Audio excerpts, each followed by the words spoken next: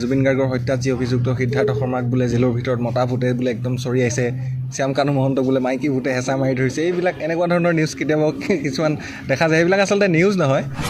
মই এটা কথা জানিব বিচাৰিম, যিহেতুকে আজিৰ দিনত বহুতো পৰ্টেল চেনেল আছে আৰু সেই চেনেলৰ পৰা প্ৰায় লঘু দিয়া হৈ থাকে, সাংবাদিক বুলি পৰিচয় দিবলৈ লঘু দিয়ে বা কাৰ্ড দিয়ে।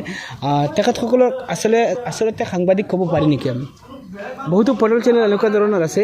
হয়, চাওক, এই কথাটো মানে মই মন্তব্য কৰিব নোৱাৰিম, কাৰণ ইয়াক লৈ বহুতো বিতৰ্ক সমালোচনা যিহেতু চলিয়ে থাকে।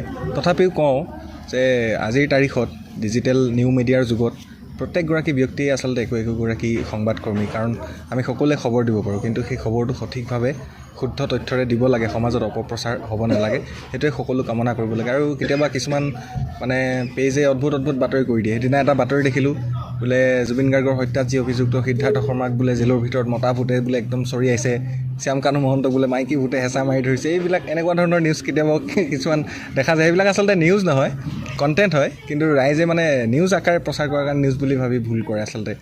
এইটো হয়। আমাৰ শুভাকাংক্ষী সকলোকে অনুৰোধ জনাইছোঁ, তেখেতৰ পেজটো ছাবস্ক্ৰাইব কৰিব, ফ'ল' কৰিব, লাইক কৰিব আৰু তেখেতক মৰম দিব আগুৱাই যাবৰ কাৰণে। তেখেতে আৰু ভাল কাম কৰিব। আমাৰ সকলোৰে সুপৰিচিত আমাৰ হাকিম দাদাৰ পৰা দুই এষাৰ হয়, ধন্যবাদ জনাইছোঁ।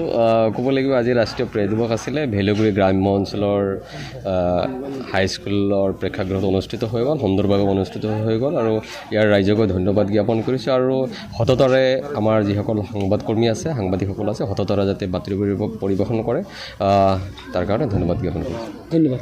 জয় গুৰুনাথ ভিডিঅ' চাই থকাৰ বাবে সকলোকে ধন্যবাদ জনাইছোঁ। আসসালামু আলাইকুম।